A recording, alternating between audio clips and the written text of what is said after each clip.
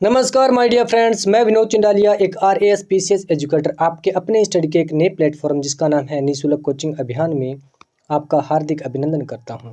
जी हां दोस्तों, मैं फिर से आपको बता दूं कि निःशुल्क कोचिंग अभियान आरपीएससी की प्रत्येक वैकेंसीज की तैयारी निःशुल्क करवाने के लिए ही ये बनाया गया है, ताकि उस प्रत्येक बच्चे को हेल्प मिल सके जो तैयारी तो करना चाहता है मगर वो कोचिंग की फ़ीस अफोर्ड नहीं कर पता, तो ये प्लेटफॉर्म उसके लिए हेल्प करेगा। तो माय डियर फ्रेंड्स, मैं आपसे रिक्वेस्ट करूंगा कि इस प्लेटफॉर्म के बारे में आप उस प्रत्येक बच्चे तक बताएं इसको। और आज हम देखो, कक्षा 6 की हमारा राजस्थान जो बुक चल रही थी अपनी, इसके 2 पार्ट जो अपनी कंप्लीट कर चुके हैं और जिसके अंदर 6 जो चैप्टर है वो कंप्लीट कर चुके हैं। आज अपने 7वां जो चैप्टर है वो करेंगे। और अगर पहले की वीडियो आपने नहीं देखी तो प्लीज़ प्ले लिस्ट में जाइए और पहले वाली वीडियो देख लीजिए। चलिए, 7वां चैप्टर है कि जल संसाधन एवं संरक्षण। क्या होता है जल संसाधन? देखो, जल आप जानते हो और संसाधन, देखो संसाधन का मतलब होता है, देखो साधन क्या होता है, कोई भी अगर साधन में, संसाधन का मतलब ये होता है कि ऐसा साधन जो व्यक्ति या मानव जीवन के लिए क्या हो, उपयोगी हो, लाभदायक हो, तो उसे अपने क्या बोलते हैं, संसाधन बोलते हैं। और जल संसाधन की बात करें तो जिस प्रकार से अपने मान सकते हैं, क्या नहरें हैं, तालाब हैं, कुएं हैं, ठीक है, बावड़ियां हैं, जो भी नलकूप हैं, तो वो अब क्या अपने उनको जल संसाधन बोलेंगे, क्योंकि वो मानव के लिए क्या है, उपयोगी है। अगर ऐसा कोई भी साधन मानव के लिए उपयोगी होता है तो वो संसाधन कहलाता है। उसके बाद हम बात करते हैं संरक्षण। संरक्षण का मतलब क्या होता है, उसकी रक्षा करना यानी बचाव करना, ठीक है। तो यानी जल जो अपना जल संसाधन है उनका संरक्षण और संसाधन, इनके बारे में अपने इस जो चैप्टर उसके बारे में पढ़ेंगे। देखो, जल की उपलब्धता के कारण पृथ्वी पर जीवन संभव है। बिल्कुल राइट बात है, क्योंकि जल है तो जीवन है, ठीक है। देखो, जल का उपयोग हम अपने दैनिक जीवन में करते हैं। क्या दैनिक जीवन में घरेलू कार्य में करते हैं, सिंचाई में करते हैं, उद्योग में करते हैं, आदि में हम जल का उपयोग करते हैं। क्योंकि अगर जल नहीं होगा तो कोई भी काम करना इम्पॉसिबल सा ही हो जाता है, ठीक है। और जल के लिए अगर अपने स्रोत की बात करें तो झीलें हैं, नदियाँ हैं, ठीक है, बांध हैं, नहरें हैं, तालाब हैं, कुएं, नलकूप आदि जो है अपने जल के जो है क्या है, स्रोत हैं, ठीक है।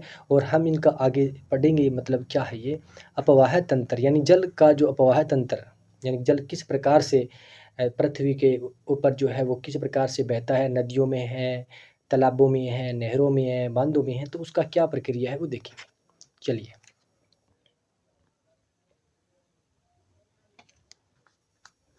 देखो, धरातलीय बनावट और भूगर्भिक संरचना के आधार पर नदी तथा उसकी सहायक नदियों द्वारा क्या निर्मित जल का जो है प्रवाह होता है, ठीक है। इस प्रवाह को ही अपने क्या बोलते हैं, अपवाह तंत्र या प्रवाह की जो प्रणाली कहा जाता है, ठीक है। अब देखो, दो अपवाह क्षेत्रों के मध्य की उच्च भूमि जो वर्षा जल को विभिन्न दिशाओं में विभक्त कर प्रवाहित करती है, उसे क्या बोलते हैं, अपने जल विभाजक रेखा कहते हैं। जैसे राजस्थान में अरावली पर्वत, क्योंकि राजस्थान में अरावली जो है, क्योंकि जब अरावली के इधर वाली साइड में क्या है, अपना मरुस्थल आ जाता है, ठीक है, और इधर वाली साइड में क्या है, मैदानी क्षेत्र आ जाता है, ठीक है। ये जो है वो जल विभाजक का काम करती है। क्या? जल विभाजक का काम, क्योंकि इधर वाली साइड में जो है वर्षा जो है बहुत ही कम होती है पश्चिमी क्षेत्र में, और जो मैदानी भाग है, जो पूर्वी और पूर्वी दक्षिणी जो मैदानी भाग है, वहाँ पर वर्षा क्या है, अधिक होती है। अब हम बात करेंगे राजस्थान के अंदर जो अपवाह तंत्र है उनको क्या 3 भागों के अंदर बांटा गया है। देखो, आपको पता है कि जो नदियों का जो जल है वो क्या है, या तो बंगाल की खाड़ी के अंदर, या तो क्या है, बंगाल की खाड़ी के अंदर, ठीक है, या फिर अरब सागर में गिरता है, या फिर आंतरिक प्रवाह तंत्र में गिरता है। देखो, मैं फिर से बता दूं कि जब अपने इंडिया की बात करें तो इंडिया में इस प्रकार से अगर मैं बात करूं तो यहाँ पे मेरे पास क्या आ जाता है, अरब सागर आ जाता है, ठीक है। और यहाँ पर मेरे पास क्या आ जाता है, बंगाल यानी पश्चिम बंगाल के एरिया आ जाता है, ठीक है। यहाँ पे मेरे पास क्या है, बंगाल की खाड़ी है, क्या है, बंगाल की खाड़ी, और इधर क्या है मेरे पास, अरब सागर है। यानी ऐसी नदियाँ जो अपना पानी कहाँ, बंगाल की खाड़ी में जाकर गिराती है, तो वो क्या है, बंगाल की खाड़ी वाला अपवाह तंत्र हो जाता है। और ऐसी नदियाँ जो अपना जल अरब सागर में जाकर गिराती है तो वो क्या है, अरब सागर का अपवाह तंत्र हो जाता है। और आंतरिक अपवाह तंत्र की बात करें तो यानी ऐसी नदियाँ, मान लो अगर ये नदी किसी पहाड़ी से, जिस प्रकार से अपने मरुस्थल के अंदर जो नदियाँ हैं, ठीक है, जैसे कांतरी नदी की बात करूं तो वो जैसे ही इस पहाड़ी से अगर निकलती है तो वो उसी क्षेत्र में ही क्या हो जाती है, विलुप्त हो जाती है। ठीक है, वो ना तो बंगाल की खाड़ी में अपना जल गिराती है और न ही अरब सागर में अपना जल गिराती है, तो उसे क्या बोलते हैं, आंतरिक प्रवाह तंत्र बोलते हैं। माय डियर फ्रेंड्स, फिर से मैं आपको बता दूं, अपवाह तंत्र 3 प्रकार के हैं, बंगाल की खाड़ी, अरब सागर और आंतरिक प्रवाह तंत्र। और बंगाल की खाड़ी के अंदर जो नदियां जो है वो जल गिराती है, कौन कौन सी, उसके बारे में पढ़ते हैं। देखो, अरावली पर्वतमाला से पूर्वी भाग में आपको पता है कि अरावली के इधर वाली साइड के अंदर जो क्या है, बंगाल यानी यूपी से आगे जाकर ये क्या, बंगाल की खाड़ी आ जाती है। और यहाँ इधर गुजरात, इधर कौन सी, पश्चिम और दक्षिण वाली साइड में इधर क्या आ जाता है, गुजरात के जस्ट इधर नीचे क्या आता है मेरे पास, अरब सागर आ जाता है। क्या आ जाता है, अरब सागर। ठीक है, यानी इधर जो पूर्व वाली साइड में जो नदियां बहती है वो क्या है, बंगाल की खाड़ी में जाती है। और अरावली के जो पश्चिम और दक्षिण जो क्षेत्र में बहती है वो क्या है, अरब सागर में अपना जल गिराती है। कौन कौन सी नदियां, देखो, बनास, काली सिंध, पार्वती आदि नदियां, और चंबल भी है इसमें, जो प्रवाहित होकर क्या है, यमुना नदी में मिल जाती है। और यमुना का पानी डायरेक्ट किधर आगे, गंगा में जाता है और सीधा वो किस में मिल जाता है, बंगाल की खाड़ी में मिल जाता है। यमुना नदी गंगा नदी में, और अंत में गंगा नदी जो जल जो है वो बंगाल की खाड़ी के अंदर मिल जाती है। तो इस प्रकार से बंगाल के खाड़ी का प्रवाह तंत्र अपने पढ़ते हैं। अरब सागर की बात करें तो अरावली पर्वत से पश्चिम भाग में बहकर अपना जल अरब सागर में जाती है। जैसे माही नदी जो है वो क्या, मध्य प्रदेश से निकलती है और फिर क्या है, अरब राजस्थान से होते हुए, डूंगरपुर बांसवाड़ा से होते हुए क्या है, ये अपनी अरब सागर में चली जाती है। इसी प्रकार से जो है लूनी है, साबरमती है, पश्चिमी बनास है, ठीक है, जो इसकी जो सहायक नदियाँ जो है क्या, अरब सागर में अपना जल गिराती है। तीसरा हम बात करें आंतरिक प्रवाह, ऐसी नदी जो किसी समुद्र ये तक तो वो नहीं पहुंच पाती, वो अपने स्थल मार्ग में क्या है, विलुप्त हो जाती है। ठीक है, या फिर वो क्या है, झील में मिल जाती है, तो वो क्या है, आंतरिक प्रवाह की नदियाँ होती है। जैसे हम पढ़ते हैं कि राजस्थान में बहने वाली, देखो, गग्गर नदी है। क्या है, गग्गर नदी जो है लास्ट तक कहाँ तक, देखो पता है, कालका, हिमाचल में कालका की पहाड़ियों से जो निकलती है और हनुमानगढ़ जिले में राजस्थान में प्रवेश करती है और गंगानगर से होते हुए पाकिस्तान में चली जाती है। ठीक है, पाकिस्तान में चली जाती है तो पाकिस्तान के फोर्ट अब्बास तक लगभग ये ख़त्म हो जाती है, उससे आगे इसका पानी नहीं जाता है। उसी प्रकार से अगर मैं बात करूँ बाणगंगा की, ठीक है, और कांतली भी, ठीक है, और साबी भी, और रूपारेल भी, और मेड्डा भी, ठीक है, ये सीकर की नदियाँ। तो ये नदियाँ, इनको क्या बोलते हैं, आंतरिक प्रवाह की नदियाँ इनको बोला जाता है। अब हम नदियों की कुछ विशेष बातें करते हैं। देखो, चंबल नदी के बारे में बात करते हैं। तो चंबल नदी है वो कहाँ से, इसका उद्गम स्थल जो है एमपी से होता है, मध्य प्रदेश के विंध्याचल की जो पर्वत है ना, वहाँ से इसका उद्गम स्थल होता है। और ये सबसे लंबी और एकमात्र जो वर्ष भर बहने वाली नदी है, ये याद रखना, चंबल नदी राजस्थान में। इसका उद्गम स्थल मध्य प्रदेश के कहाँ से, विंध्याचल पर्वत से होता है। और राजस्थान की सबसे लंबी और एकमात्र जो वर्ष भर बहने वाली जो है नदी है। अब ये राजस्थान में कहाँ पे, चित्तौड़गढ़ में प्रवेश करती है। ठीक है, कोटा, बूंदी, सवाई माधोपुर, करौली, धौलपुर जिले में बहती हुई कहाँ पे, उत्तर प्रदेश के में यमुना नदी में मिल जाती है। कहाँ से, चित्तौड़गढ़ के बिसरौड़गढ़ में ये क्या प्रवेश करती है। और कोटा, बूंदी, सवाई माधोपुर, करौली और धौलपुर, ये याद रखना। ठीक है, कोटा, बूंदी, फिर सवाई माधोपुर, फिर करौली, फिर धौलपुर में बहते हुए बाद में क्या, हाँ, ये उत्तर प्रदेश में चली जाती है। और उत्तर प्रदेश में ये क्या है, यमुना नदी के अंदर मिल जाती है। और इसकी जो प्रमुख सहायक नदियों की अगर मैं बात करूँ तो क्या है, बनास है, बेड़च है, कोठारी है, और काली सिंध है, और क्या है, लास्ट में पार्वती है। ठीक है, और मैं फिर से आपको बता दूं कि राजस्थान की जो औद्योगिक नगरी है कोटा, ये देखो कोटा ना, कोटा, ये कोटा भी कहाँ है, इस चंबल नदी के किनारे ही बसा हुआ है। ठीक है my dear friends. Okay, next अपनी बात करते हैं बनास नदी की। किसकी बात करते हैं, बनास नदी की। अगर बनास नदी की बात करूं तो ये बनास नदी जो है वो कहाँ से, राजस्थान के राजसमंद, कहाँ से, राजसमंद जिले से और कौन से खमनोर की पहाड़ियों से निकलती है। ठीक है, और ये राजसमंद, चित्तौड़गढ़, भीलवाड़ा, टोंक जिलों में बहकर क्या है, सवाई माधोपुर के निकट रामेश्वरम में क्या ये चंबल नदी के अंदर मिल जाती है। राजसमंद जिले में कहाँ से, खमनोर की पहाड़ियों में, मैं आपको बता चुका हूँ कहाँ से, खमनोर की पहाड़ियों से निकलती है। ठीक है, और खमनोर की पहाड़ियों से निकलने के बाद ये डायरेक्ट आपको पता है राजसमंद से निकलती है, राजसमंद के बाद में चित्तौड़गढ़ में जाती है, चित्तौड़गढ़ के बाद में भीलवाड़ा, भीलवाड़ा के बाद में टोंक जिले में बहती हुई उसके बाद में क्या यहाँ जाती है, सवाई माधोपुर।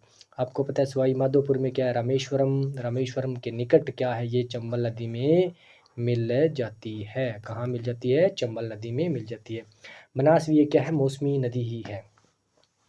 ठीक है, और मैं फिर बता दूं कि बनास नदी के किनारे जो टोंक जो शहर है वो बसा है, और दूसरा क्या है, सवाई माधोपुर जो शहर है वो बनास नदी के किनारे बसा है। और इसकी सहायक नदियों की बात करूं तो कौन सी है, मिनाल है, कोठारी है, बेड़ा चाहिए, खारी भी इसकी सहायक नदियां हैं। यहाँ पे हाँ जी देखो, मिनाल है, कोठारी है, बेड़च है, और खारी जो इसकी क्या है, सहायक नदियां हैं। माय डियर फ्रेंड्स, ये क्लास 6 की बुक है मगर काफ़ी इंपॉर्टेंट बुक है। मैं आपसे एक ही रिक्वेस्ट करूंगा कि आप इस बुक को अच्छे से पढ़ें माय डियर फ्रेंड्स। नेक्स्ट हम बात करते हैं किसकी, लूनी नदी की। ठीक है, तो लूनी नदी पता है आपको अजमेर से निकलती है। एक विशेष बात फिर से मैं बता दूं कि जो लूनी नदी है वो 2 धाराओं से मिलकर लास्ट में बनती है गोविंदगढ़ के अंदर। अब देखो क्या अजमेर जिले में क्या गोविंदगढ़ के निकट, ये बात जरूर रखना कि सरस्वती कौन सी, ये क्वेश्चन पूछा जा सकता है कि लूनी नदी कौन सी 2 धाराओं के मिलने से बनती है, तो सरस्वती और दूसरी सागरमती। सरस्वती और दूसरा कौन सा, सागरमती नामक 2 धाराओं से इसका निर्माण होता है। ये कहाँ से, अजमेर, अजमेर के बाद में कहाँ जाती है, नागौर में, नागौर के बाद में कहाँ जाती है, पाली में, पाली के बाद में कहाँ जाती है, जोधपुर, जोधपुर के बाद में बाड़मेर, बाड़ के बाद में उसके बाद में कहाँ जाती है, जालौर। ठीक है, और जालौर के बाद में गुजरात में प्रवेश कर जाती है और ये कच्छ के रण में चली जाती है। ठीक, और एक बात बता दूं कि बाड़मेर जिले का जो बालोतरा है, बालोतरा तक तो इसका क्या है, पानी मीठा है, क्या है, मीठा है, और उसके बाद में क्या हो जाता है, पानी खारा यानी नमकीन हो जाता है। क्यों हो जाता है, क्योंकि जो बालोतरा के बाद की जो भूमि है, ठीक है, वो भूमि है वो क्या है, मतलब लवणीय भूमि है, उस कारण जो इस नदी का पानी जो है वो खारा हो जाता है। ठीक है, कई बार इस प्रकार का भी क्वेश्चन आया जाता है कि अगर अजमेर की पहाड़ियों पर क्या है, तेज बरसात होती है, ठीक है, तो बाड़मेर के किस क्षेत्र के अंदर या फिर लूनी नदी के किस क्षेत्र के अंदर जो है बाढ़ आने की संभावना रहती है, तो क्योंकि बलोतरा जो है क्या है, वो लूनी नदी से थोड़ा सा नीचे है, क्या है, नीचे शहर है, तो बाढ़ आने की जो संभावना जो कहाँ रहती है, बालोतरा के अंदर रहती है। और इसकी जो कुछ सहायक नदियों की मैं बात करूँ तो कौन कौन सी है, जोजड़ी है, बांडी है, जवाई है, मीठड़ी है, और खारी है, सूकड़ी, सागी और गुहिया। ये माय डियर फ्रेंड्स अच्छे से याद कर लेना। मैं आपको फिर से बता दूं कि आप राजस्थान की जियोग्राफी या फिर राजस्थान का एक बेसिक नॉलेज के लिए, बेसिक नॉलेज ही नहीं, ये बुक्स अगर क्लास 6, 7th, 8th और 9th और 10th की केवल जो राजस्थान की बुक है आपको अच्छे से अगर पढ़ लेती हो तो राजस्थान का लगभग पार्ट आप कंप्लीट कर लेते हो। ठीक है माय डियर फ्रेंड्स, नेक्स्ट चलते हैं माही। अगर मैं माही की बात करूं तो आपको पता है माही नदी का उद्गम स्थल जो है वो क्या है, माही भी मध्य प्रदेश से, कहाँ से, एमपी की जो विंध्याचल की जो पहाड़ियां हैं वहां से इसका उद्गम स्थल होता है। और ये बांसवाड़ा और प्रतापगढ़ में बहने के बाद कहाँ, खंबात की खाड़ी यानी अरब सागर में गिर जाती है। कहाँ पे, बांसवाड़ा और प्रतापगढ़ 2 जिलों में बहती है और उसके बाद में खंबात की खाड़ी में मिलती है यानी अरब सागर में मिल जाती है।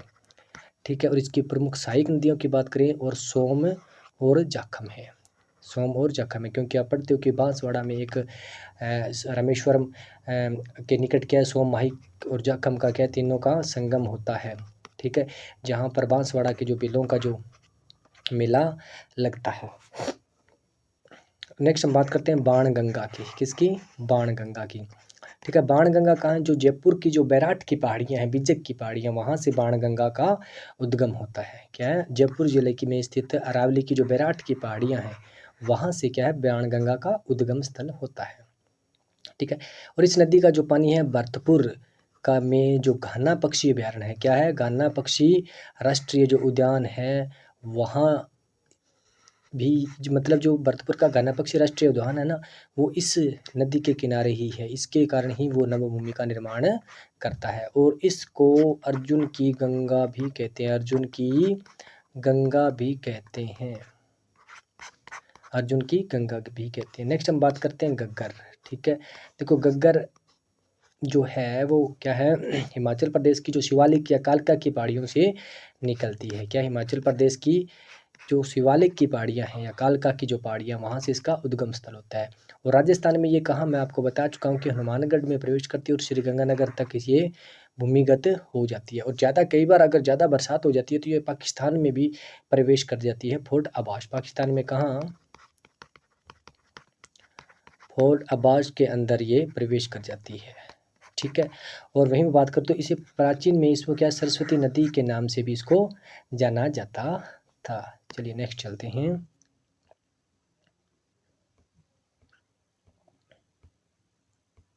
देखो कुछ ये अपने पास एक डायग्राम दे रखा है, इसको थोड़ा सा देख लेते हैं जिस प्रकार से अपने अभी पढ़ा है।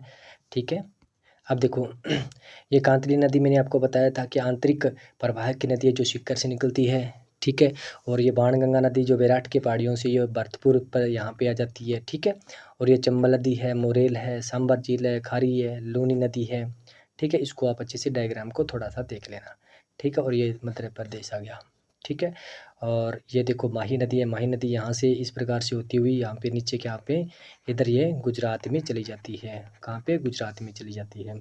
ठीक है, अब फिर मैं बता दूँ, ये देखो लूनी नदी है जो कहाँ से, अजमेर से निकलती है, अजमेर से निकलती हुई नवगौर तक इस प्रकार से ये लास्ट में जालौर होते हुए कहाँ पे, ये गुजरात में चली जाती है। कहाँ पे चली जाती है, गुजरात में चली जाती है। इसकी सहायक नदियों की बात करूँ, सूंगड़ी, बांडी, सागी, खारी जो आदि जो इसकी क्या है, सहायक नदियां हैं।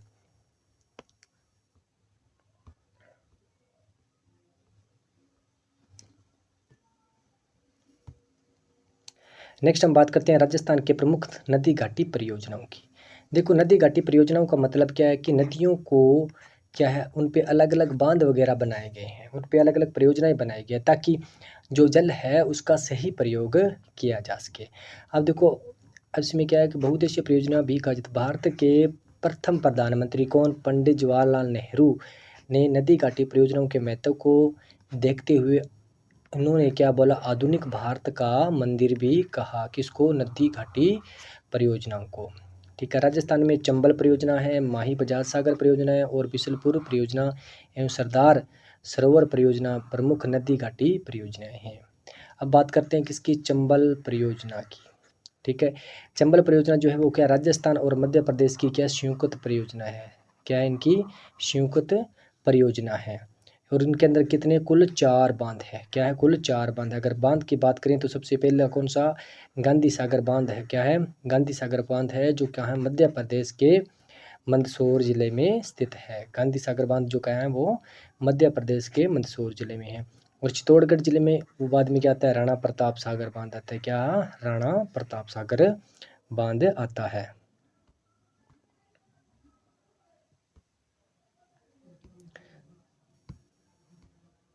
उसके बाद में कोटा जिले में क्या है, जवाहर सागर बांध और कोटा बैराज 2 बांध है। क्या, जवाहर सागर बांध और दूसरा कोटा बैराज 2 बांध है। इन दोनों राज्यों का जो जल और विद्युत दोनों और सिंचाई दोनों को ही सुविधाएं मिलती है, किससे, चंबल परियोजना से। चलिए अब नेक्स्ट चलते हैं। ये देखो ये है क्या है, राणा प्रताप सागर बांध। ठीक है, जो किस पे है, चंबल नदी पे है। और ये क्या है, माही बजाज सागर बांध जो कहाँ पे है, माही नदी पर है। नेक्स्ट हम बात करते हैं माही बजाज सागर बांध। माही बजाज सागर बांध, क्योंकि माही नदी जो है मैंने आपको बताया था कि मध्य प्रदेश के बाद में बांसवाड़ा में आती है। तो कहाँ पे है ये, बांसवाड़ा में माही नदी पर माही बजाज सागर बांध जो है बनाया गया है। यह राजस्थान और गुजरात राज्य की क्या है, सम्मिलित परियोजना है। जो चंबल परियोजना है वो किस किस की है, अपने एमपी और राजस्थान की है। और माही बजाज सागर किसकी है, राजस्थान और गुजरात की है। ये बात अच्छे से याद रखना। ठीक है। उसके बाद में बात करते हैं किसकी, बिशुलपुर बांध परियोजना। ठीक है, बिशुलपुर बांध परियोजना आपको पता है कहाँ, ये टोंक में है। कौन सी नदी पर है, तो बनास नदी पर। राजस्थान के टोंक जिले के टोडा रायसिंह नगर के पास बिशुलपुर बांध जो कौन सी नदी पर है, बनास नदी पर है। ठीक है, और सिंचाई और पेयजल के उद्देश्य से इस परियोजना का निर्माण किया गया। इस परियोजना के राज्य के अनुसार किस किस को लाभ होता है, जयपुर को होता है, अजमेर को होता है, टोंक सहित कई जिलों को इसका क्या है, लाभ होता है। बिशुलपुर की बात आए तो नदी बनास नदी और जिला कौन सा, टोंक, ये दो बातें तो विशेष याद रखना। देखो सरदार सरोवर परियोजना की अगर मैं बात करूं तो ये कहाँ पे है, ये नर्मदा नदी पर है। और नर्मदा नदी है कहाँ, गुजरात में है। कहाँ पे है, गुजरात में है, राजस्थान में नहीं है माय डियर फ्रेंड्स, मैं आपको बता दूं। मगर उस सरदार सरोवर बांध से लगभग 500 किलोमीटर की लंबाई से एक नहर का निर्माण करके अपने राजस्थान तक उस जल को लाया गया है, जिसे बूंद बूंद सिंचाई से जो नीचे जालौर और बाड़मेर का जो क्षेत्र है वहाँ पर इससे जो सिंचाई की जाती है। गुजरात, ये 3 राज्यों की मिक्सड है, गुजरात है, मध्य प्रदेश और महाराष्ट्र और राजस्थान, सॉरी 4 राज्यों की है। एक संयुक्त परियोजना है और गुजरात में नर्मदा नदी पर इसका बांध का निर्माण करवाया गया है। और क्या राजस्थान के दक्षिण पश्चिमी एक मैंने बताया था आपको, नहर का निर्माण करवा के बाड़मेर व जालौर में इसकी जो क्या है, सिंचाई सुविधा की जाती है। और पूछ ले कौन कौन सी, ये जो ड्रिप सिंचाई परियोजना के आधार पर है, क्या है, ड्रिप सिंचाई परियोजना के आधार पर है। और इसके अतिरिक्त मैं बात करूं तो जवाई जिले के अंदर क्या है, जवाई जिला जो जवाई नदी पे है, जो कहाँ पे है, पाली जिले में क्या है, जवाई परियोजना भी बनाई गई है। ठीक है, और ये भी, और उसके बाद में डूंगरपुर जिले में क्या है, सोम नदी पर क्या है, सोम कमला अम्बा परियोजना भी बनाई गई है। ठीक है, और उदयपुर जिले में आपको पता है कौन सी, मानसी वाकल है। ठीक है, और प्रतापगढ़ जिले में कौन सा, जाखम बांध जो है वो कहाँ है, प्रतापगढ़ जिले में है। जल संरक्षण के आधुनिक तरीके जो है, बांध बनाना सबसे प्रमुख है। इस प्रकार से जलों को क्या है, संरक्षित किया जा सकता है। नेक्स्ट हम बात करते हैं